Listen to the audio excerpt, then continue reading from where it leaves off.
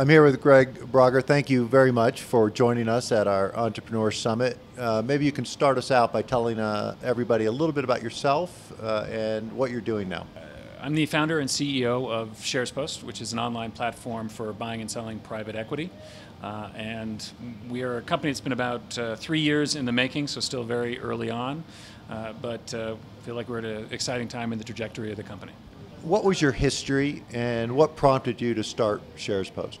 I began my career as a securities lawyer at Wilson Sonsini in '96, and I went from Wilson to being something of an entrepreneur and then an investor. And throughout those different experiences, wearing those different hats, I kept bumping into just how inefficient the transaction process was, finding a buyer and seller and getting a transaction closed. And so flash forward a decade, as companies started to stay private much longer, all of those problems became much more important to solve, and so that's why we started SharesPost.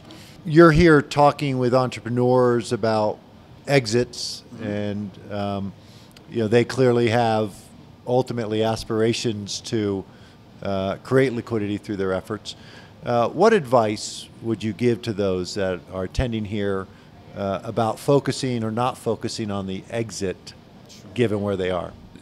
I guess there's sort of two answers. I mean, one is from a capital markets perspective, what we provide is a platform with a tool set for entrepreneurs, and so that's certainly part of providing liquidity, and our market is really an interim exit of sorts to kind of release the pressure that you might have in a company that's maybe 10 years old in its ultimate journey to being a public company. But if I answer it from the other angle, it's more about as an entrepreneur building SharesPost, which is itself a startup. I think you're always better off focusing on the problem that you're solving and satisfying customers, really providing something valuable, than you are in looking for some kind of defined financial outcome on a particular time frame, because the world just isn't that convenient. You're also a professional who migrated to becoming an entrepreneur. What have you found are the most stark differences? Wow. I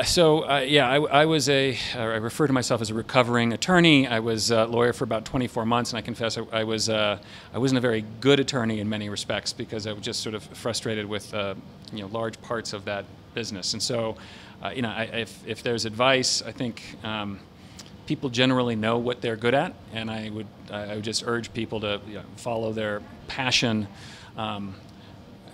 Do what it is that they know that they're good at, even if it doesn't have the immediate short-term rewards that they're looking for, because it's just very difficult to, over the long term, be successful at something that you don't thoroughly enjoy on a day-in, day-out basis.